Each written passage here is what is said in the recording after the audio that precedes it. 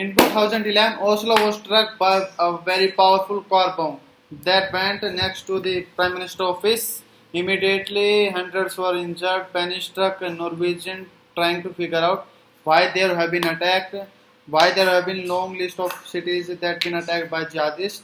They researched and they found that the Norway had been contributing troops to the NATO war effect.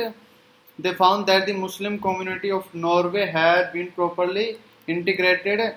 They also found that just a week before, a Muslim preacher had been indicted for incitement.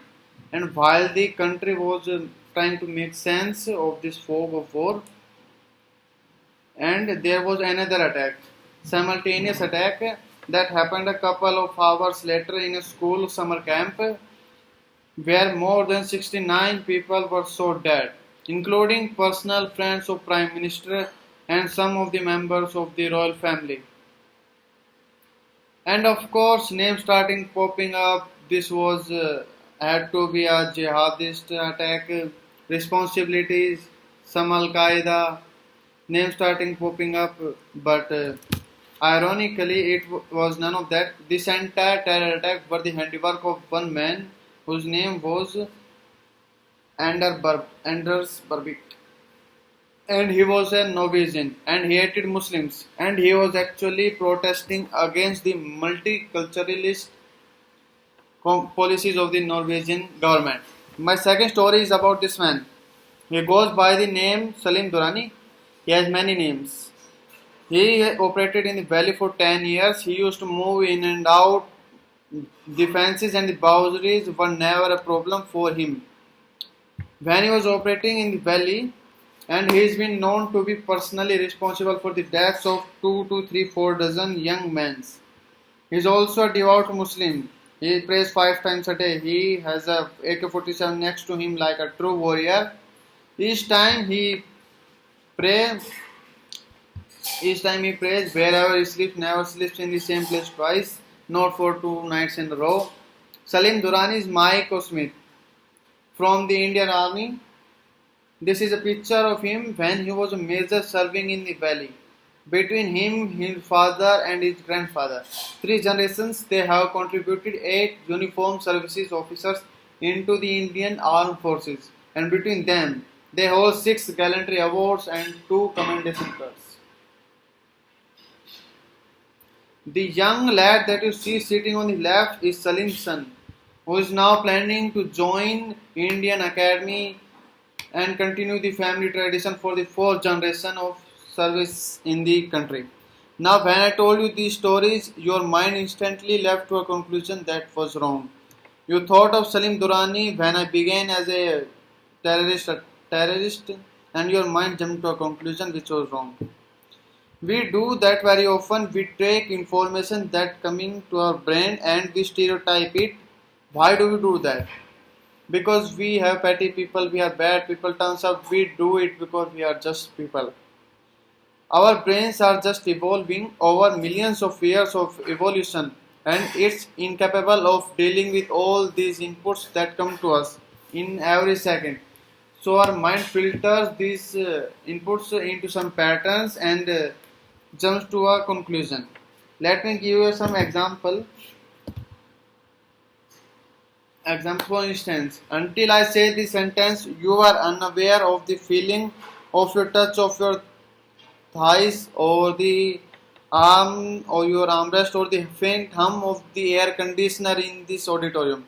But the moment I said this, those pieces of information which were out there in your mind, in your brain, jumped into your brain. You could actually sense it, but until it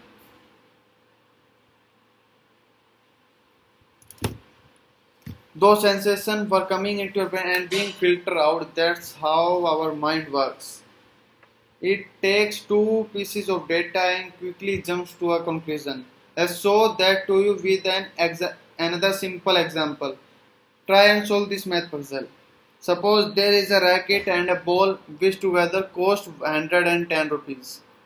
Racket and a cost together cost 110 rupees. The racket cost 100 rupees more than the ball. What is the price of the ball?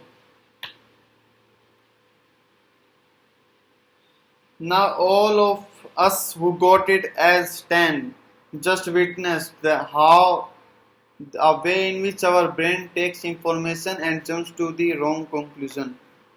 The answer is 5. The price of the ball is 5 and the price of the racket is 105. That is why the racket is worth more 100 rupees more than the ball. But you heard 110 and you jumped to a wrong conclusion. The price of the ball was probably 10. Now the second feature of our way of stereotypical thinking is that we usually think of the worst case scenario. That is why Salim Durrani is a terrorist and not amongst the thousands of Muslim officers and soldiers who serve in the Indian Armed Forces. And why do we do that? Why do we always gravitate to the worst case scenario? Now the answer for that is also a human evolution of brain. Now suppose we went back into history, there were first tribe and tribe second.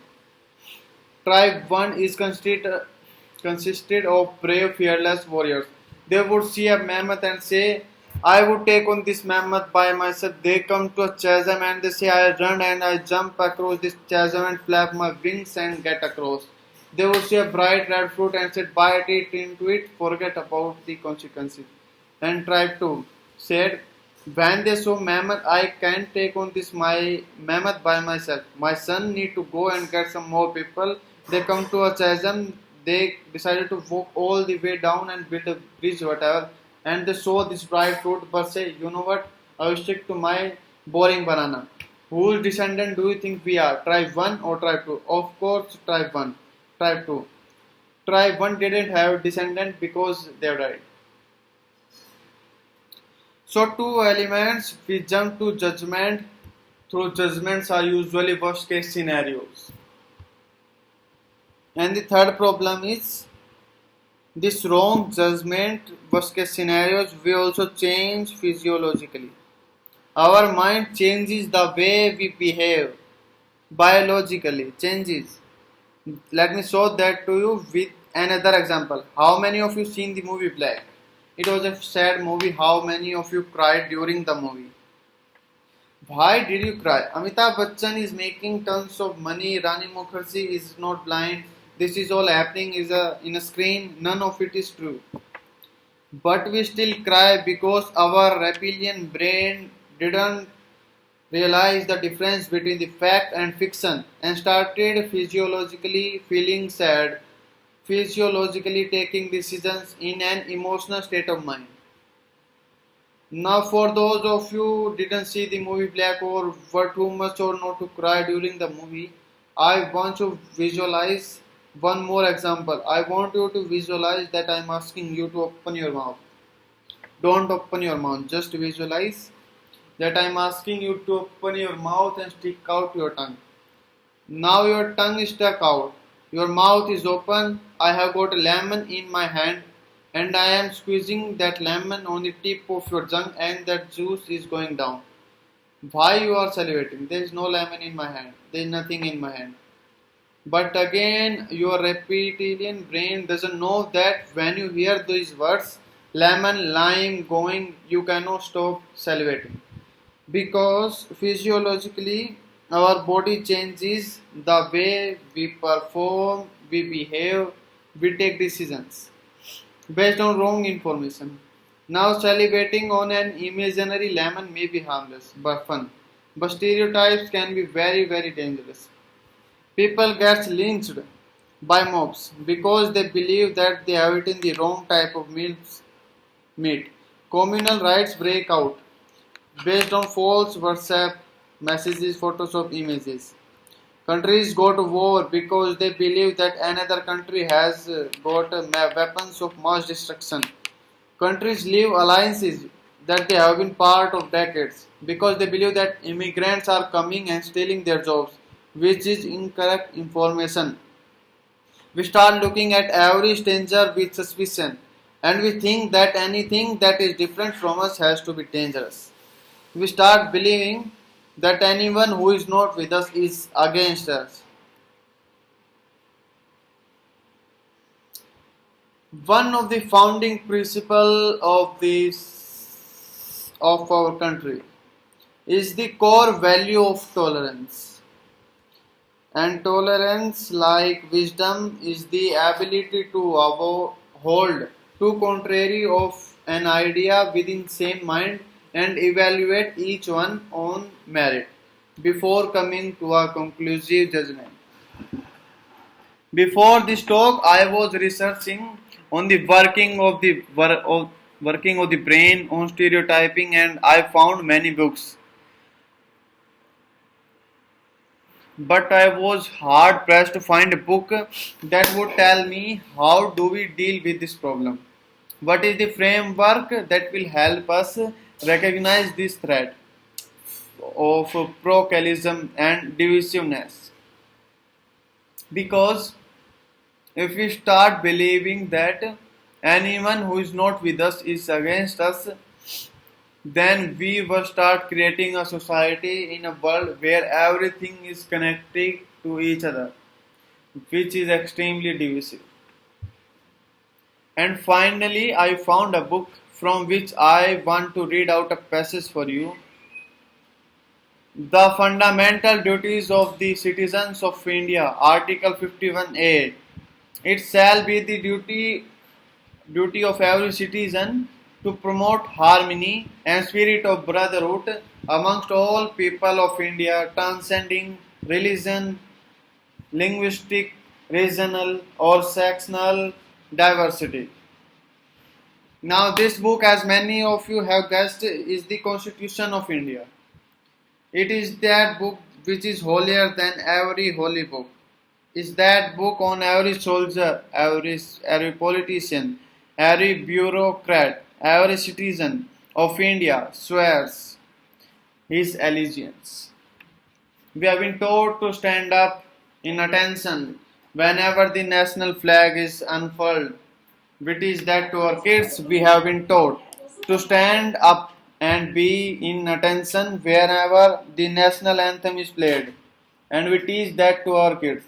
I think it's also time for us to sit down and start studying the fundamentals which are being represented by that flag and by national anthem.